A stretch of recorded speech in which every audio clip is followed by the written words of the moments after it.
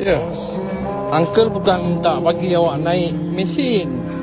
Bila uncle bagi bawa naik mesin, hafalan Al-Quran dalam kepala awak tu akan pudar. Ha?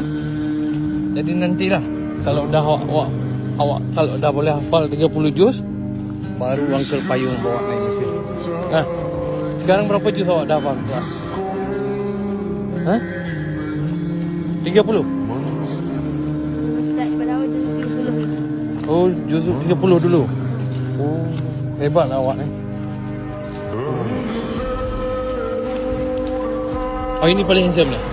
Awak nama siapa? Ha? Ha? Muhammad Syafiq? Ui. Okay, bye-bye.